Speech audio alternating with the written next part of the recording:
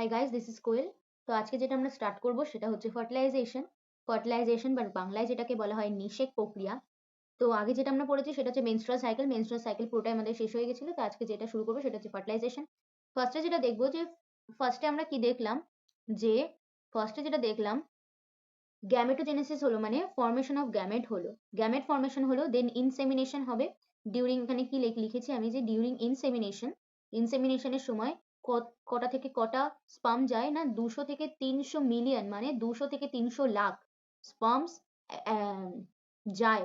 ওকে, 200 থেকে 300 million lakh sperm যায়, but কি হয় না 200 থেকে 300 স্পামই শুধুমাত্র ভাজাইনার কাছাকাছি, এখানে হবে উসাইট। ওকে, 200 থেকে 300 স্পামই শুধুমাত্র উসাইটের কাছাকাছি পৌঁছতে পারে। তো এখানে অনেক অনেক এই 200 থেকে 300 মিলিয়ন মানে লাখ স্পামের মধ্যে কি থাকে, অনেক সময় একটা স্পামের হয়তো লেজ ভালো না, একটা স্পামের ভিগ্রাস মোডালিটি নেই, দেখতে স্ট্রাকচার ঠিক না, কোনো ওরকম এনজাইম পুরোপুরি ঠিকভাবে নেই। তো অনেক ওরকম ওখানেই মানে ভাজানা থেকে যাওয়ার সময় বা ওই ফ্যালোপিয়ান টিউব থেকে যাওয়ার সময় তারা মরে যায়। তো এইবার যেটা পড়বো সেটা হচ্ছে ফার্স্টে গ্যামেটোজেনেসিস হলো আমরা জানলাম, দেন ইনসেমিনেশন হবে, ট্রান্সফার অফ গ্যামেট হবে, তারপরে যেটা হবে সেটা হচ্ছে ফার্টিলাইজেশন। তো ফার্টিলাইজেশনের যেটা তো ফার্টিলাইজেশনটা কি তো ফার্টিলাইজেশনটা কি ফার্টিলাইজেশন হচ্ছে the process of fusion of sperm with an ovum is called the fertilisation. Okay, মানে the process fusion of sperm স্পার্মের যে ফিউশন, একটা স্পার্মের যে ফিউশন মানে স্পার্মের যে ফিউশন উইথ অ্যান ওভামের সঙ্গে স্পার্মের যে ফিউশনটা, the process is called the fertilisation. Okay, এই তো এখানে অবশ্যই কিছু কিছু প্রসেস যেগুলো সেগুলো হচ্ছে ফার্স্টে দেখতে হবে যে কি হয় না ডিউরিং কপিউলেশন মানে সেক্সুয়াল ইন্টারকোর্সের ফলে কি হয়, সিমেন সিমেন যেটা দেখেছি সামাইনাল প্লাজমা, আর ওদিকে হচ্ছে কি না স্পার্ম যেটার মধ্যে থাকে সেটাকে একসাথে কি বলা হয় না সিমেন বলা হয়। তো semen is released by the penis into the vagina during copulation, during sexual intercourse, penis থেকে ভাজাইনার মধ্যে সিমেনটা যায়। তো এবার যখন গেল, আফটার যখন ভাজাইনাতে গেল সিমেনটা, তখন ওর মধ্যে স্পাম থাকে। তো স্পাম গুলো কি হয় না মোটাইল হয়, মোটাইল স্পাম সুইম র্যাপিডলি। ওর যে যে যে স্পাম গুলো হচ্ছে গিয়ে একদম পারফেক্ট ভিগারাস মোটালিটি যেগুলো আছে সেগুলো র্যাপিডলি সুইম করতে থাকে। দেন ওখান থেকে যায় হচ্ছে পাস থ্রো সার্ভিক্স এর এরিয়া যেটা মানে ভেজাইনা থেকে সার্ভিক্সে যায় অ্যান্ড এন্টার করে কোথায় না ইউটেরাসের মধ্যে এন্টার করে and ultimately reaches the ampullary region. এই অ্যাম্পুলারি রিজন হচ্ছে কি হয়, অ্যাম্পুলারি রিজনে মেন ফার্টিলাইজেশনটা হয়।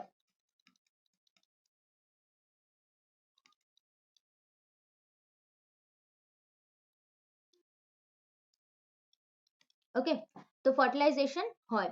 এবার যেটা তো এর পরে যে স্টেপস গুলো আছে, তো ovum also reaches the ampullary region. ওভামটাকেও আমাদের যে ওভারিটা আছে বা ডিম্বাশয় যেটাকে বলা হয়, ডিম্বাশয় থেকে যখন মানে ডিম্বাণুটা বেরোলো বা সেকেন্ডারি উসাইড যেটাকে বলা হয়, সেটা যখন বেরিয়ে অ্যাম্পুলারি রিজনে যায়, তখন অ্যাম্পুলারি রিজন রিচেস কোথায় না রিচ করে কোথায় না অ্যাম্পুলারি রিজন। যদি অ্যাট দ্য টাইম যদি এরকম হয়, একটা কেস হতে পারে যে ফার্স্টে স্পামটা গেল বাট অ্যাট দ্য টাইম আমার ওভামটা পৌঁছতে পারলো না, তাহলে প্রেগনেন্সি হবে না। ওকে, আবার যখন আরেকটা কেস হলো যেখানে ওভামটা গেল but sperm is not available, তখন প্রেগনেন্সি হবে না। তখন যখন তখনই প্রেগনেন্সি হবে যখন ওভাম আর স্পাম দুটোই অ্যাভেলেবেল থাকবে অ্যাট দ্য অ্যাম্পুলারি রিজিয়ন, তখনই একমাত্র প্রেগনেন্সিটা হতে পারে। তো এই যে ampullary region is responsible for the fertilisation. তো ফার্টিলাইজেশন ওইখানেই হয় অ্যাম্পুলারি রিজিয়নে। এইবার যেটা fertilisation can only occur if ovum and sperms are transported simultaneously ভাবে, মানে একই রকম ভাবে, মানে এ আগে ও পরে ওরকম করলে হবে না, দুটোই একসাথে আসতে হবে to ampullary region. Okay, that's why এখানে নোট পয়েন্ট হচ্ছে that's why not all copulation মানে প্রত্যেকটা ইন্টারকোর্সে মানে কপিউলেশন মানে হচ্ছে সিমেন্টটাকে ভেজাইনার মধ্যে ট্রান্সপোর্ট করা মানে ট্রান্সফার করা, সেটাকে বলা হয় হচ্ছে কপিউলেশন। তো কপিউলেশনে leads to fertilisation and pregnancy, তার মানে যেহেতু যেহেতু কখন ওভাম আসছে বা কখন আমাকে স্পামটা ট্রান্সফার করতে হবে, এর টাইমটা একদমই স্টেবল না, দ্যাটস ওয়াই সব কপুলেশনে প্রেগনেন্সি এবং ফার্টিলাইজেশনটা হওয়াটা পসিবল নয়। তো যেটা আমরা পড়বো তারপরে হচ্ছে এই যে আমি দেখিয়েছি যে কেমন ভাবে যায়, যে ভজাইনা থেকে এখানে সেক্সুয়াল ইন্টারকোর্স হবে, এখানে ধরো আমি কপুলেশন লিখলাম, কপুলেশন হলো, কপুলেশনের জন্য এই স্পাম যাবে, স্পাম গিয়ে স্পাম এইদিকেও ফ্যালোপিয়ান টিউবে যাবে এবং এদিকেও ফ্যালোপিয়ান টিউবে যাবে। তো এই যে অ্যাট দ্য টাইম আমার ওভারি থেকে ওভামটাও বেরোনো দরকার, তখনই হবে যখন যখন ওভামটা বেরোবে অ্যান্ড দেন ফার্টিলাইজেশন হবে। ওকে, এই জায়গাটা এই যে জায়গাটা একটু ওয়াইড মতন যে জায়গাটা, সেটাকে বলা হয় অ্যাম্পিলারি রিজন, যেখানে কিনা ফার্টিলাইজেশন হয়। তো এবার দেখবো আমরা ফার্টিলাইজেশন হওয়ার যে প্রি স্টেপস গুলো মানে ফার্টিলাইজেশন হবে যে সেটার জন্য প্রি স্টেপস লাগে কিছু, যেগুলো কিনা একটা একটা স্পামকে মানে একটা স্পামের ক্যাপাসিটি ডিটেক্ট করে। তো ফার্স্টে সেটা হতে হবে ক্যাপাসিটেশন। ক্যাপাসিটেশনটা কি? স্পামের আমরা দেখেছি স্পাম কেমন হয় দেখতে, উপর দিকটা একটু একটু সাপের মতন দেখতে হয়, এরকম ধরনের হয়। তো এরম ভাবে লম্বা হয়ে বেরিয়ে যায়। তো এইবার এই উপরে যে জিনিসটা থাকে, যেটাকে অ্যাক্রোসোম বলি আমরা, যেটা কিনা এনজাইম দিয়ে ভরা থাকে, যেটাকে একসাথে বলা হয় স্পার্ম লাইসিন। এই স্পার্ম লাইসিনের উপরে এক ধরনের গ্লাইকোপ্রোটিন, তারপর কোলেস্টেরল, এগুলো দিয়ে স্পামের যে মেমব্রেনটা সেটা ঢাকা থাকে। ওকে, তো উপরে স্পামের যে উপরের পোর্শনটা, এই যে উপরের যে স্পামের উপরে যে লেয়ারটা, সেটার উপরে গ্লাইকোপ্রোটিন আর কোলেস্টেরল দিয়ে ওটা প্লাজমা মেমব্রেনটা উপরে থাকে, ঠিক আছে। তো এবার যখন ও কিনা মানে স্পামটা যখন কিনা ওই জেনাইটাল ট্র্যাক্ট মানে ফ্যালোপিয়ান টিউব বা ইউটেরাস বা ভেজাইনার মধ্যে দিয়ে যায়, তখন ওখানকার মধ্যে থাকা কিছু পার্টিকেলস মানে মিনারেলস যেগুলো, সেগুলো এই গ্লাইকোপ্রোটিনটা বা এই কোলেস্টেরলটাকে সরাতে সাহায্য করে, বিকজ ওটা যদি সরে তবেই ওর ভিতরে থাকা যে এনজাইম গুলো সেটাই বেরিয়ে আসতে পারবে, আর যে ডিম্বাণুর যে মানে ওভামের যে লেয়ারটাকে ছেদ করে ঢুকতে পারবে। তো এই যে প্রসেসে হয় যে উপরের লেয়ারটা বেরিয়ে গেল, সেটাকেই বলা হচ্ছে ক্যাপাসিটেশন। তো মাল্টিপল চেঞ্জেস দ্যাট অ্যাক্টিভেট স্পার্মস, এই প্রসেসটা হচ্ছে স্পামটাকে অ্যাক্টিভেট করে for fertilization.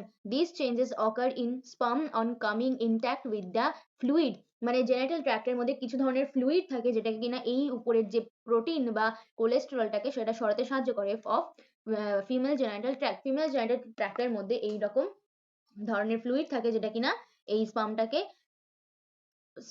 ক্যাপাসিটি মানে স্পামটাকে কি চেঞ্জেস এর মধ্যে দিয়ে যায় ফর অ্যাক্টিভেট করে স্পামটাকে ফর ফার্টিলাইজেশন।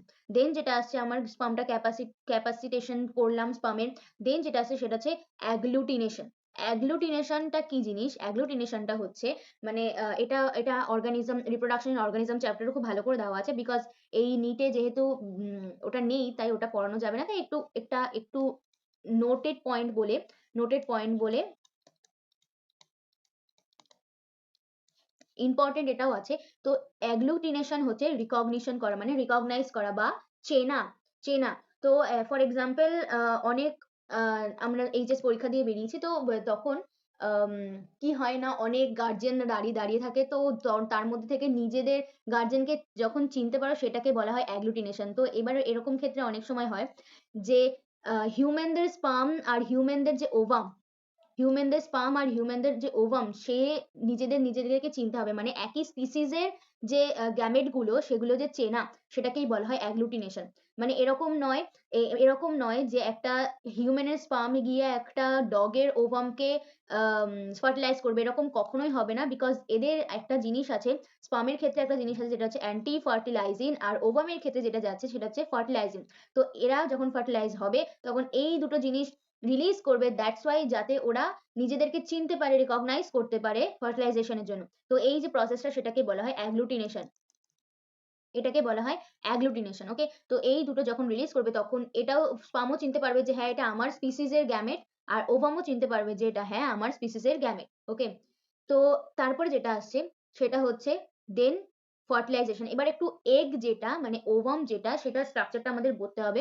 ফার্স্টে এখানে ফার্স্টে যেটা থাকে ফার্স্টে যে লেয়ার থাকে, এই যে ওভামটা, এর যে উপরে একটা লেয়ার থাকে যেটা আমরা জানি, যেটা জোনা পেলিউসিডা যেটাকে বলা হয়, জোনা পেলিউসিডা, ওকে, জোনা পেলিউসিডা। আর উপরের যে লেয়ারটা থাকে, ভিতরের লেয়ার মানে একটা লেয়ার, তার মানে এগের যেটা ওভামের যেটা সেখানে দুটো লেয়ার, তার মানে একটা লেয়ার হচ্ছে ভার্টিলাইন মেমব্রেন বলা হয় এটাকে, ভার্টিলাইন মেমব্রেন। আর নিচের যেটা মানে উপরের যেটা সেটাকে বলা হয় হচ্ছে জোনা পেলুসিডা। আমি এখানে লিখলাম না,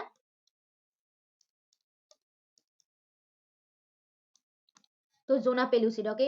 তার উপরে এই যে সেলস গুলো দেখতে পাচ্ছ, এই যে সেলস গুলো, এগুলোকে কি বলা হয়, এই যে সেলস গুলো এগুলোকে বলা হয় করোনা রেডিয়েটা, ওকে। কি বলা হয়, এই যে সেলস গুলো উপরে থাকে সেগুলোকে বলা হয় হচ্ছে, আমি যেহেতু লিখেই দিয়েছি পরে, করোনা রেডিয়েটা। তো এখানে কিছু অ্যাসিড থাকে এর ওভামের ওভামের চারিদিকে কিছু ধরনের অ্যাসিড থাকে যেগুলোকে বলা হয় হাইলোরনিক অ্যাসিড, ওকে,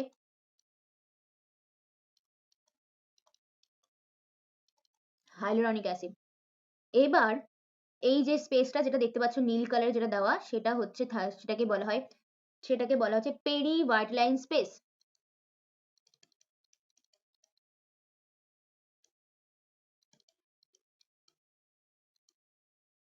ওকে, পেরিভার্টিলাইন স্পেস। তো এটা হচ্ছে একটা একটা আইডিয়াল ওভামের স্ট্রাকচার। তো এরম ভাবে এখানে দেখতে পাচ্ছ যে এটা হচ্ছে ফার্স্ট পোলার বডি, যেটা আমরা দেখেছি যে যখন মাইটোসিস আই মিন হ্যাঁ হবে, তখন হচ্ছে ফার্স্ট পোলার বডি আমার বেরিয়ে যাবে, যেহেতু আমাকে ম্যাক্সিমাম অ্যামাউন্ট অফ সাইটোপ্লাজমের দরকার। তো এই যে ঠিক এরকম ভাবে একটা স্পার্ম ঢুকে যায় নিউক্লিয়াসের কাছে।